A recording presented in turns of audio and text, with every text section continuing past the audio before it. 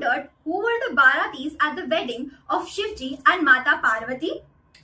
इस वेडिंग में जहां विष्णु, ब्रह्मा, देविया, यक्ष, गंधर्व, भूत, साधु, योगी जन, transgenders, artisans, spirits, cattles, reptiles, animals, वो सब जिन्हें आज हम even, odd, rich, poor, white, black, superior, inferior, beautiful, ugly में डिवाइड कर देते हैं, वो सब प्रेजेंट थे एक साथ.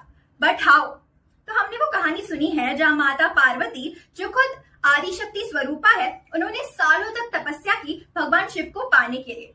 बट क्यों? सो शिवा रिप्रेजेंट्स कॉन्शियसनेस, मतलब अपने थॉट्स, फीलिंग्स और एक्सपीरियंसेस को समझने की क्षमता, एक स्थिरता और एक स्टिलनेस भी.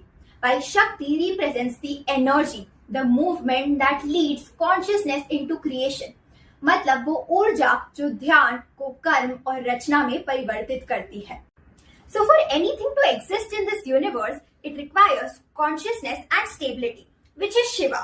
So in our human body, it can be seen as the human mind and the cells of our body. While it also requires a source of energy to expand, regenerate, make movements and even express, which is Shakti. So in our human body, it can be seen as the energy producing mitochondria or the communication happening between our neurons. Hence, it is clear that a confluence of both Shiv and Shakti is required to sustain the universe. So Ma Parvati did not chase Lord Shiva. She simply meditated with pure devotion to venture into the mind and consciousness of a person who was extremely detached from the world and united with him. Not to win over him, but so that Shiv and Shakti could complement each other. तो इसलिए तो कहते हैं वो शव जो शक्ति के द्वारा शंकर बने वही शिव है, क्योंकि अगर शिव सागर है तो उसमें लहरों का कारण शक्ति है.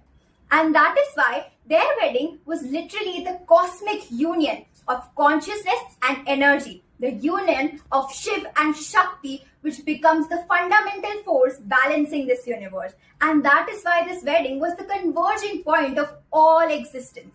Hence, all the forms that existed gathered at the celebration, witnessing the very reality which makes them possible. Hence, the story of this union was not the one based on romance, but a one based on pure devotion and love, which still binds us into one and holds the universe together. Happy Mahashivratri and Namaste.